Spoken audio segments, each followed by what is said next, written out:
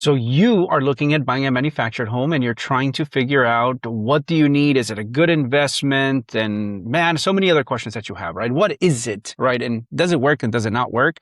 Extremely important. So we're going to cover three things today. So the first one, what is a manufactured home? Number two, what types of financing? And number three, what do I need to watch out for?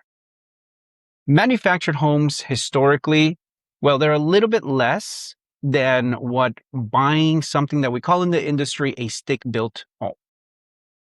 So a stick-built is just essentially, a traditional home, right? So they're not mobile, okay? That's just the grandeur of things. I can tell you there's a bunch of different types of materials that could be used to build a house, but that almost seems a little bit irrelevant, because some of these have wood framing, other ones have aluminum framing, and there's a bunch of just different options when it comes to these types of manufactured homes. So first off, let's talk about what is a manufactured home. Well, a manufactured home is essentially a home that is mobile, right? Something that gets made in a factory, shipped somewhere, and then installed. That in a nutshell is what a manufactured home is. Yes, it's a lot less, okay? Materials and the way that they put these things together make them a lot more affordable. So there is thousands, hundreds of thousands in the United States, and there is a lot of variations with them. So what exactly are they, right? Where do they come from? So manufactured homes have been around for a very long time. Actually, it started in 1969, 1970. I've actually seen some manufactured homes still standing, from 1965, believe it or not. Those types of homes have been kept up pretty well. Now, I'm going to go a little bit into the history with this. So in 1976, 1974, 75, 76, HUD, Housing and Urban Development, came up with a serial number system. Essentially, what they did is they started with a lot of regulations on manufactured homes, and they wanted to standardize the building of these. Because prior to that, well, obviously developing in an industry like this, there was tons of different ways to build a manufactured home, and they wanted to protect the public. So 1974 to 76, HUD required every single manufacturer to adhere to a set of code that they could verify and essentially be able to provide over to the lending company, and will just provide more security over to the buyer and whoever's going to let you borrow the money for the property to, well, just not go downhill, for lack of a better term. Okay, so you're trying to find something inexpensive to purchase and kind of start this real estate dream, okay? Fulfilling the American dream of buying your property, owning it outright, and yes, you're being there. Okay, so a lot of people look at manufactured homes, right? So what is a manufactured home? And well, that's what we're going to be talking about today. There's going to essentially be three topics or 3 points that we're going to talk about. The very first one is going to be on what is a manufactured home. And we're going to go through how to tell the difference. Okay, it's actually pretty obvious, but just in case, we're going to go through that. Then we're also going to go through the types of financing available for these manufactured homes, and we're going to find some little tidbits in that. And the third thing is what you need to, well, watch out for when you're actually looking at purchasing these properties. So very first thing is, what is a manufactured home? All right, so a manufactured home, in a nutshell, is just a home that was built in a factory or some other location and then shipped over and installed on a piece of land somewhere. Okay, wherever your property is, and that's what it is. So manufactured homes have a whole entire different set of instructions and code, and well, there's quite a bit of different things, that manufactured home builders actually have to go through. Now, many of you might or might not have heard of the codes that these manufactured home builders have to adhere to. So most of these, or actually all of them, really started in 1976. That is when HUD, okay, the Housing and Urban Development, okay, the department, essentially came up with a set of regulations for manufacturers and builders to adhere to. So the manufactured homes prior to that time were available. And I've actually seen a couple of 1969, 1965 throughout my career. And actually drop it down in the comments, if you actually have or have seen a property that the manufactured home that's older than that. I'd be kind of curious to do that. The reason why they don't last long, right, and when you don't see a lot of them is, well, they're not kept up, and the materials that they were using were not as sturdy. They were not as they weren't enduring the elements, and these manufactured homes, for one reason or another, essentially became they would have just different materials, right? So the homes wouldn't last as long. But in 1976, right, that was when the HUD came in and said, hey, now you have to adhere to this set of codes.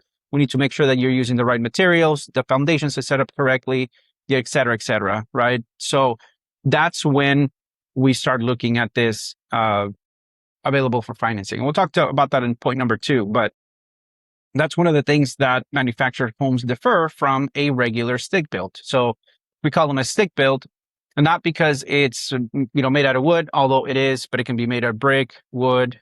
You can have metal framing. There's a lot of really cool building materials now available that make things a lot more affordable for you and everyone else.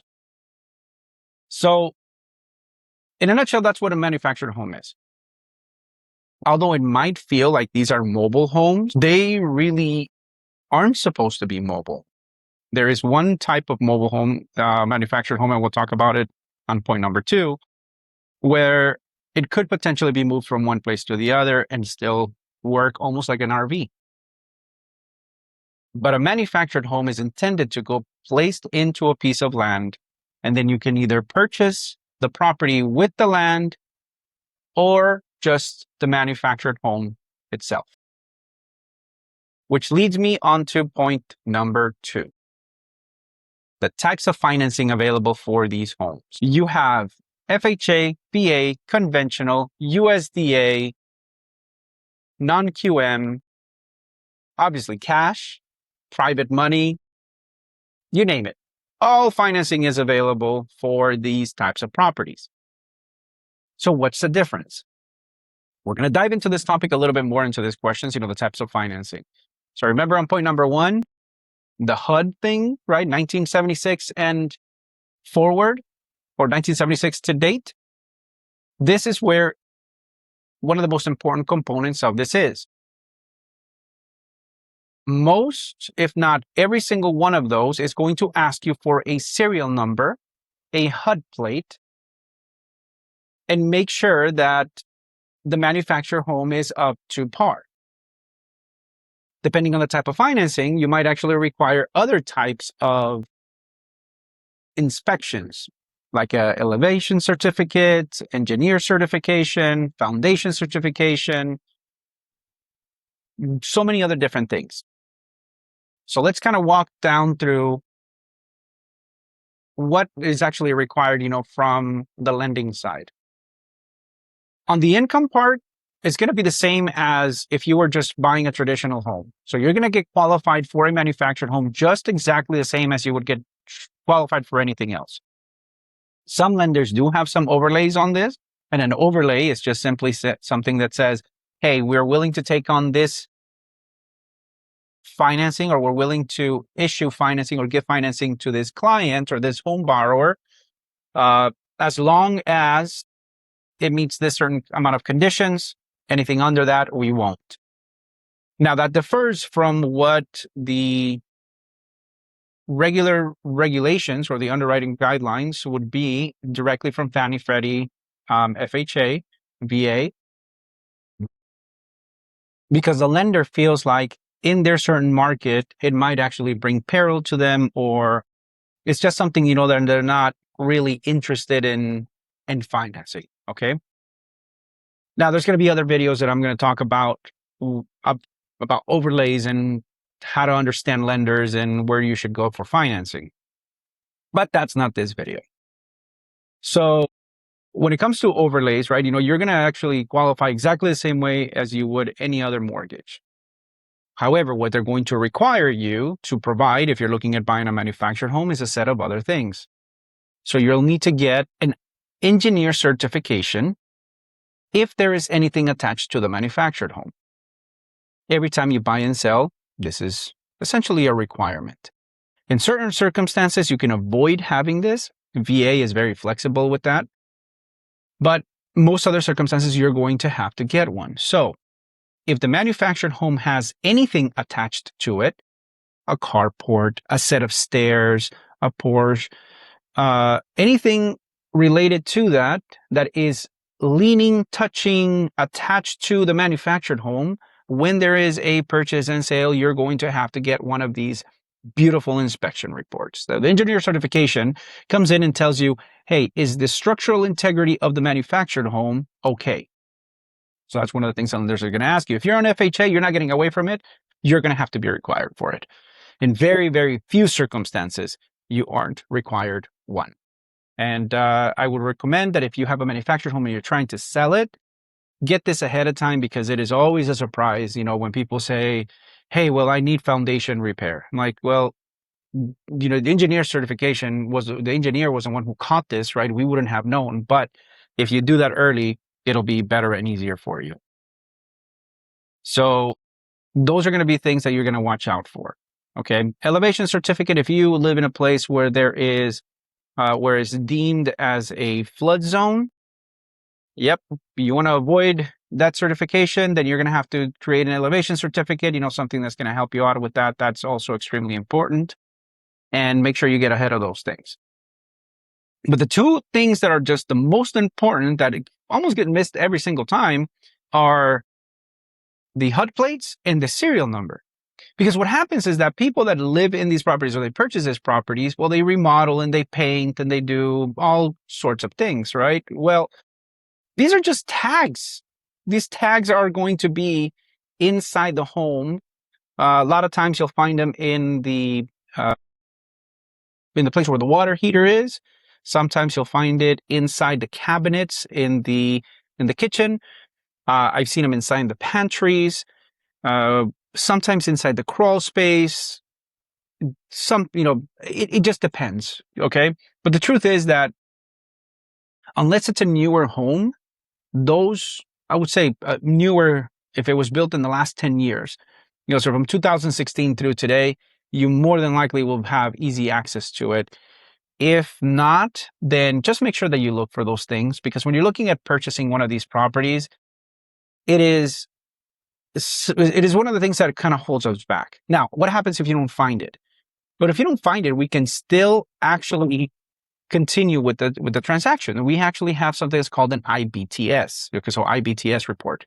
So this gets ordered online, and we're able to match the serial number, make and model, and all this good stuff, with it. And that's what we provide to financing. Now, remember, the reason why that is so important is because that kind of tells us, what the make and model of these things is. If you're buying a regular home, well, you don't have a make and model and a serial number and none of these things, because it's a stick built. It's there and it's not moving. This in particular does. Okay, so here's a little kind of tidbit to this too. With the serial number, manufactured home, make, model, all this good stuff, right? So you have this, you have to go register with the county. Once you're registered with the county, they track and where this home actually has been placed. So extremely important to watch out for and ask, hey, has the manufactured home moved? Has it been moved more than once? And we say more than once because it gets moved from the builder, manufacturer, whatever you want to call it, right, to the place where it's going to set itself. So in regards to types of financing, we also have to talk about the different types of manufactured homes you're going to find. We determine these in basis of, is it a single wide, a double wide, a triple wide?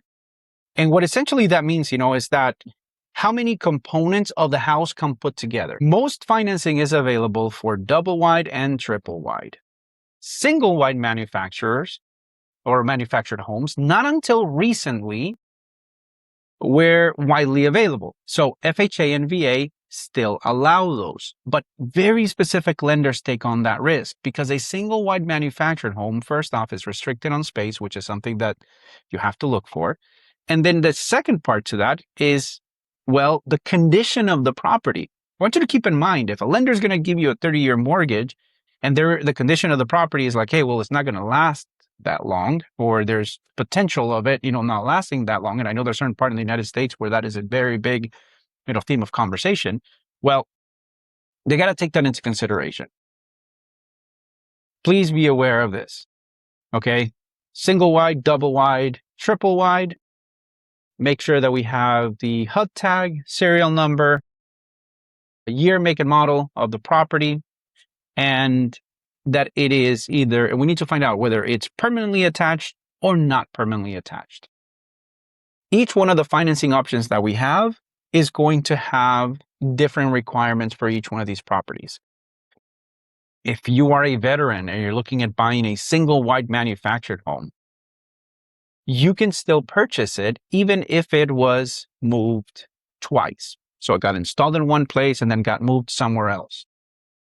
The manufactured home, in order for you to purchase it with a VA, has to be permanently attached onto the land. So you got to buy the land and the manufactured home, not just the manufactured home. Extremely important. But if we are a FHA buyer and you're trying to do that, well, it's going to be a no-go. So be very careful about that. That you're qualified for one thing doesn't mean you're qualified for another. That it's available for somebody might not mean that it's available for you. So watch out for those little things there. Inspection times, delays. Sometimes these are cruising, like you can cruise through this. Every time that we get into a manufactured home, I ask for all these things up front, and we're hounding and asking and asking and asking. And usually what happens is that there is a delay because either one, it hasn't been ordered. And if that's the case, then there's a question of who pays for this, right? And that's all up for negotiation. One party is not required for the other. However, an intelligent seller will make sure that all of these things are already put in place, so they can make the financing efficiently. So it would be a really big benefit, So if you are looking or know anybody that's selling a manufactured home, well, when you have all these things, you can offer that as a benefit. You can offer that as a part of a concession or, a lieu of concession, kind of the premise of, well, we're not going to give you all of these concessions. However, these already have been ordered, which means that you don't have to pay for them. Just one point of negotiation with it. So in grand scheme of things, FHA, VA, conventional, USDA, and non-QM.